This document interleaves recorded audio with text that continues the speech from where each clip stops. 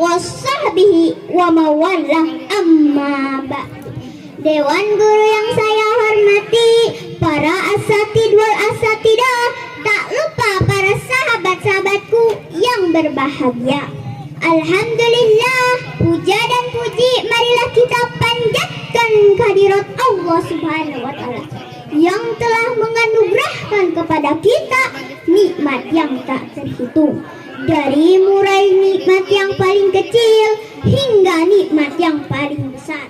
Salawat beriringkan salam kita sanjungkan kepada kekasih kita, siapa lagi kalau bukan baginda Nabi Muhammad sallallahu alaihi wasallam, yang telah membawa kita dari zaman jahiliyah menuju zaman Islamiyah. Betul?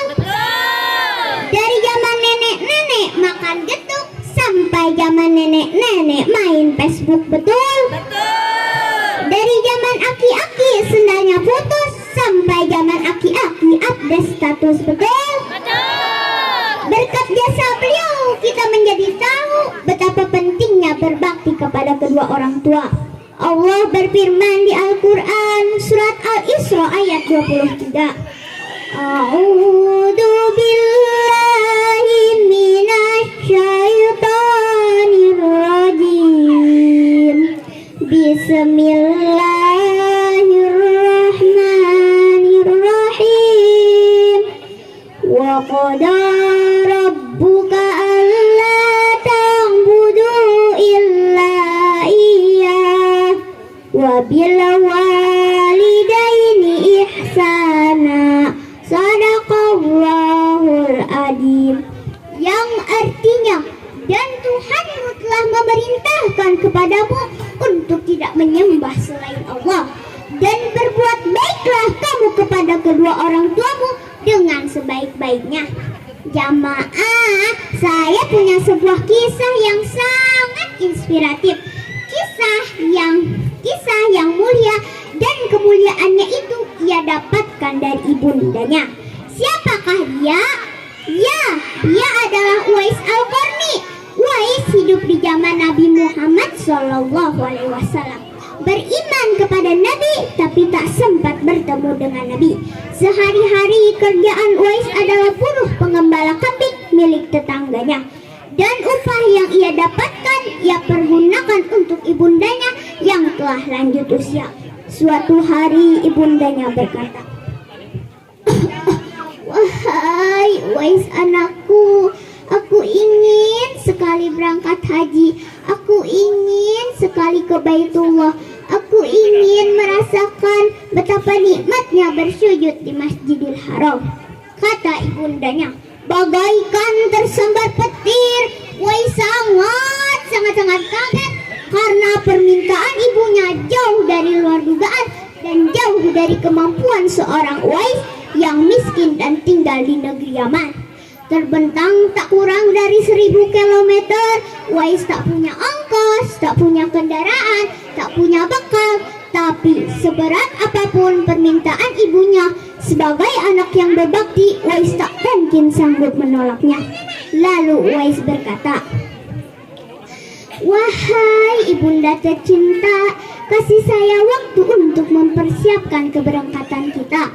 Lalu ibunya tersenyum sambil Uwais berkata, "Wahai ibunda tercinta, berbahagialah karena dengan izin Allah saya akan mengantarkan ibunda berangkat haji ke Baitullah, insya Allah." Keesokan harinya Uwais membuka tabungannya, lalu ia pergunakan uang tersebut untuk membeli seekor anak sapi. Sambil menunggu hewan gembalaannya, Uwais melakukan hal yang semua orang melihatnya kebingungan. Apa yang Uwais lakukan? Uwais naik turun bukit sambil menggendong anak sapinya. Naik bukit lagi, turun bukit lagi, naik lagi, turun lagi. Sehari-hari itu yang ia lakukan, sampai-sampai banyak orang yang meneriakinya, "Uwais gila, Uwais gila, Uwais gila." Tapi Uwais tak peduli. Uwais terus melakukannya selama berbulan-bulan. Kenapa Uwais melakukan itu? Karena Uwais akan membawa ibundanya berangkat haji dengan cara menggendongnya. Masya Allah, menggendong seorang ibu dengan jarak yang amat jauh bukanlah perkara mudah. Melewati gurun pasir yang panas membakar kulit di siang harinya dan dingin menusuk tulang di malam harinya, Uwais tak peduli dengan keringat yang membasahi badan, tak peduli dengan pasir dan kerikil tajam yang melukai kakinya. Sebab apa? Sebab yang ada di benaknya hanyalah bagaimana ia bisa berbakti kepada ibundanya. Inilah sepenggal kisah manusia yang tak dikenal di bumi, tapi masyhur namanya di antara langit. Ikan hiu masuk peti, semoga kita menjadi anak yang berbakti. Beli odading di warung Mang Oleh, semoga kita menjadi anak yang soleh. Akhiran aku lulakum, wallahu yaqdi bihi batil wafirah li walahu fi darajatil akhirah. Undur maqala wala tangdur man qala.